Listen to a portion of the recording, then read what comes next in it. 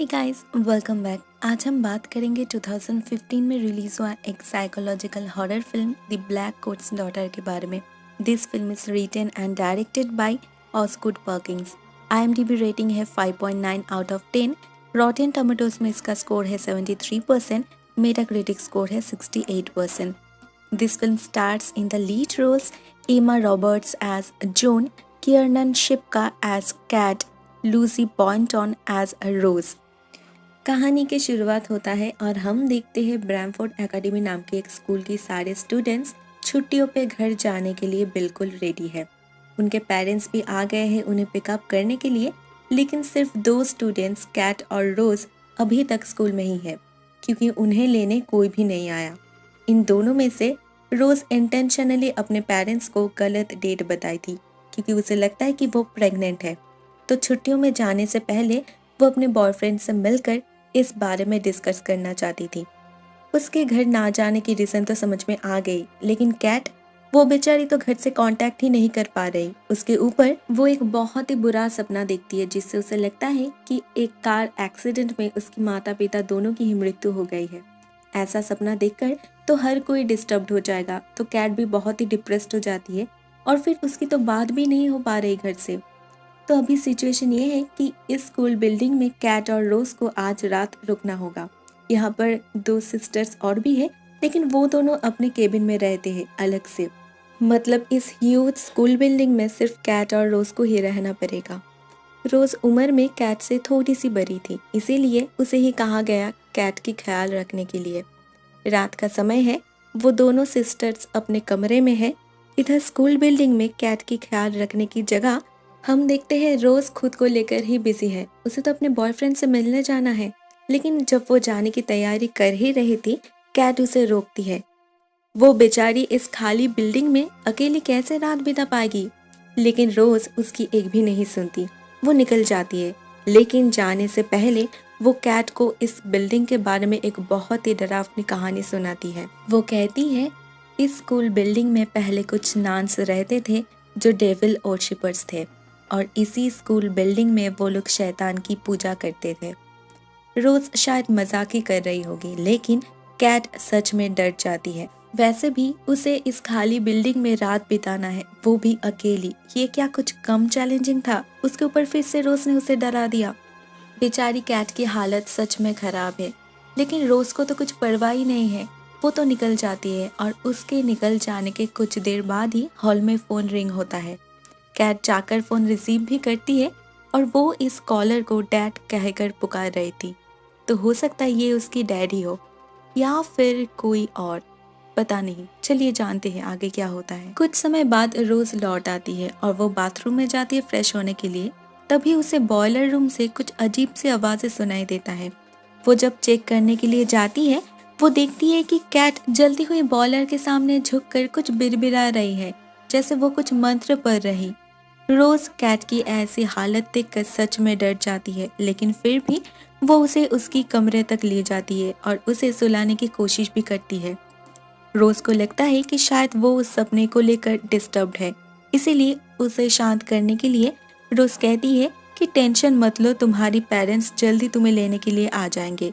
लेकिन इसके जवाब में कैट बहुत ही क्रिपी वे में कहती है, मुझे पता है, दे आर डेड, और वो लोग कभी नहीं आने वाले। उसकी बात करने के तरीके से रोज बहुत ही ज्यादा डर जाती है और वो अपने कमरे में आकर दरवाजा लॉक कर देती है। दरवाजे के सामने वो एक चेयर भी रख देती है फॉर एक्स्ट्रा सेफ्टी। उधर हम कैट को देखते हैं बहुत ही डरावने हालत में, विच clearly proves that she is possessed. But ये बात किसी को भी अब तक नहीं पता। नेक्स्ट मॉर्निंग रोज जब ब्रेकफास्ट करने के लिए जाती है, वो देखती है वहाँ पर दो सिस्टर्स के साथ साथ कैट भी उपस्थित है, लेकिन वो बहुत ही ज़्यादा बीमार लग रही। ऐसा लग रहा है कि उसके शरीर में खून की एक बूंद भी नहीं है, लेकिन फिर भी वो कल रात के बारे में किसी को भी कुछ भी नहीं बताती। ब्रेकफास्ट करने से पहले सभी मिलकर प्रेयर करने के लिए जाते हैं, लेकिन पता नहीं क्यों कैट प्रेयर करने के लिए बिल्कुल राजी ही नहीं हो रही थी।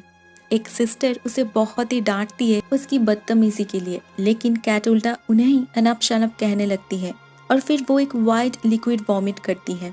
सभी को लगता है कि शायद वो कुछ ज्यादा ही परेशान है अपने पेरेंट्स को लेकर। इसीलिए ऐसी हरकतें कर रही है।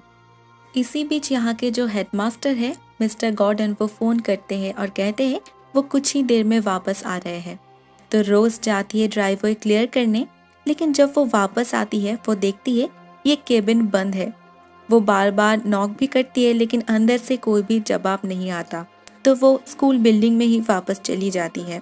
कुछ ही समय बाद मिस्टर गॉर्डन आ जाता है स्कूल में और उनके साथ एक पुलिस ऑफिसर भी है। और यहाँ पर हमें पता चलता है कि सच में कैट की पेरेंट्स की मृत्यु हो चुकी है और वो भी एक कार एक्सीडेंट में।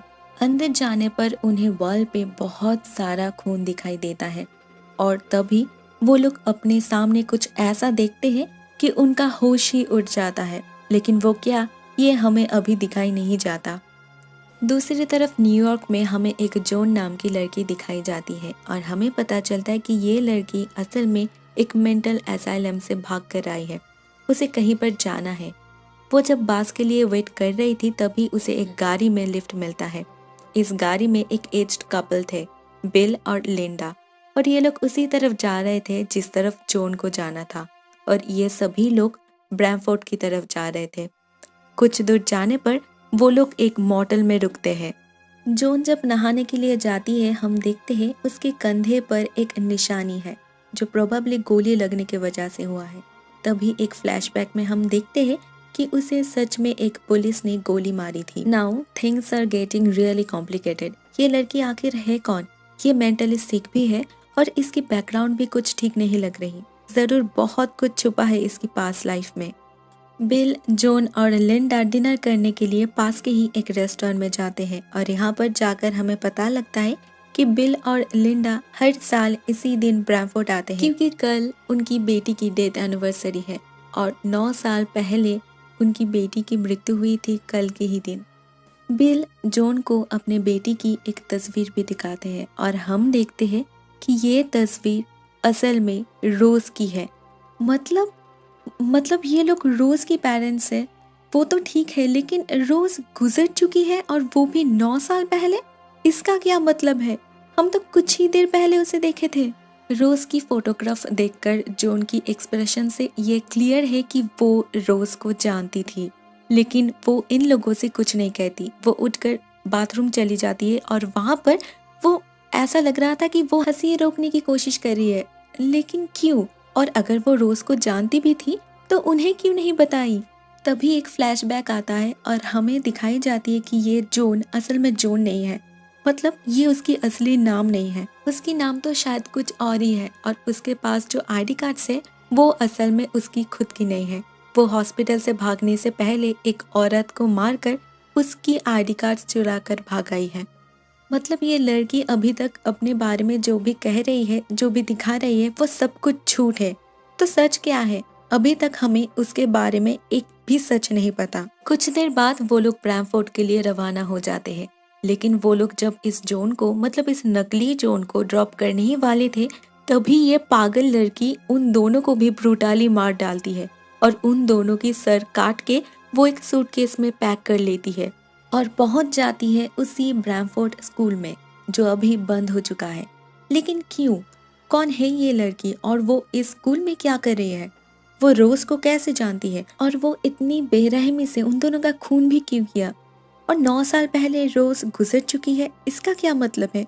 बहुत सारे सवाल है और हमें इन सारे सवालों का जवाब मिलेगा जब हमें इस फिल्म की असली राज के बारे में पता चलेगा। और इस फिल्म की असली राज जानने के लिए हमें इस फिल्म को शुरू से शुरू करना होगा। दोस्तों, अगर आपको याद हो उस रात जब रोज अपने बॉयफ्रेंड से मिलने गई थी और कैट बिल्डिंग में अकेली थी, एक फोन आया था। हमें लगा था कि वो फोन शायद उसकी डैड ने किया था, लेकिन असलियत कुछ और है। असल में वो फोन शैतान का था। उस रात रोज मजाक मजाक में जो बताई थी वो असल में सच है। इस स्कूल में सच में पहले शैतान की पूजा किया जाता था। कुछ दिन के लिए शायद शैतानी हरकतें बंद हो चुका था, लेकिन फिर भी वो शैतान इसी स्कूल बिल्डिंग में प्रेजेंट था। और फिर कैट इस स्कूल में आई। वो पहले से ही मेंटली वीक थी, हमेशा डिप्रेस्ड एंड डिस्टर्ब्ड रहने वाली, यानी कि वो ऑलरेडी वल्नरेबल थी। और उस रात जब उसने वो फोन रिसीव किया, शैतान ने उसे कम्प्लीटली अपने वश में कर लिया। शैतान ने ही उसे ऑर्डर दिया था कि वो यहाँ के सारे लोगों को मार डाले। नेक्स्ट डे वो यहाँ के दोनों सिस्टर्स और रोज को मार के उनके सर को ले जाके उसी बॉयलर रूम में शैतान को भेंट चढ़ाई थी और उनके शरीर हॉल में ही पड़ा था, जिसे देखकर मिस्टर गॉर्डन और वो पुलिस स्टैंड हो गए थे। जब वो दोनों मिलके उस पूरी बिल्डिंग में तलाशी ली तो उन्हें उसी बॉयलर रूम में कैट मिली थी। तब भी वो कम्प्लीटली पोजेस्ड थी। उसी जलती हुई बॉयलर के सामने वो 3 कटे हुए सर रखा था। वो शैतान की पूजा कर रही थी। उसकी दिल और दिमाग उसकी बश में नहीं थी। जब वो पुलिस उसे सरेंडर करने के लिए कहा तो उसने नहीं सुनी, तो वो पुलिस ने भी शूट कर दी और वो गोली जाकर उसकी कंधे पर लगी। इसके बाद उसे एक साइकियाट्रिक फैसिलिटी में एडमिट करवाया गया और वहाँ पर उसके ऊपर एक्सॉर्सिज्म भी की गई, जो फॉर्चुनेटली सक्सेसफुल भी हुआ था। हमें उस शैतान की एक इमेज भी दिखाया गया जो अभी उसके शरीर से बाहर आ चुका है, लेकिन इस बात से कैट बिल्कुल भी खुश नहीं थी। वो चाहती थी वो शैतान उसकी ही अंदर रहे, क्योंकि इससे वो खुद को कंप्लीट महसूस करती थी। लेकिन वो शैतान उसे छोड़कर जा चुका था। देखते देखते 9 साल बीत गया तो वो ये पूरा समय उसी एसाइलम में थी। लेकिन एक दिन वो वहाँ से भाग निकली। उसे फिर से उसी शैतान को बुलाना है। वो फिर से उसी खुशी को महसूस करना चाहती थी जो उस शैतान ने उसे दी थी। उसे फिर से वही कॉम्प्लीटनेस फील करना है। तो वो फिर से उसी ब्रैमफोर्ड स्कूल बिल्डिंग के लिए रवाना हो जाती है और यहाँ पर हमें पता चलता है कि ये जॉन ही असल में 9 साल पहले की कैट है। ये कहानी में हमें दोनों टाइमलाइंस पैरेलल वे में दिखाई गई है, लेकिन असल में 2 अलग टाइमलाइन है। रोज और कैट एक टाइमलाइन से बिलोंग करती है और जॉन बिलोंग करती है 9 साल बाद की टाइमलाइन से, और इसीलिए जॉन की कंधों पर उसी गोली का निशान था जो गोली कैट को लगी थी बचपन में, और इसीलिए जॉन रोज को पहचानती थी क्योंकि उसी ने तो 9 साल पहले उसकी खून की थी। जब उसे पता चला बिल और लिंडा रोज की पेरेंट्स से, तो उसे लगा शायद ये कोई कोइंसिडेंस नहीं है, शायद शैतान उसे एक चांस दे रहा है। वो दोनों को मार के वो शायद फिर से उसी शैतान को बुला सकती है, तो वो उन दोनों को मार डालती है। बट द पॉइंट इज वो अभी पोसेस नहीं है, तो शी रियलाइजेस उससे कितना बड़ा क्राइम हो गया है।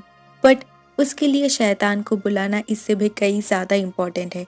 तो वो पहुंच जाती है उसी स्कूल की उसी बॉयलर रूम में। लेकिन आज का ये सिचुएशन 9 साल पहले की सिचुएशन से कम्प्लीटली डिफरेंट है। वो जलती हुई बॉयलर अभी बुझ चुका है, विच सिग्निफाइज कि वो शैतान अभी इस जगह को छोड़कर जा चुका है।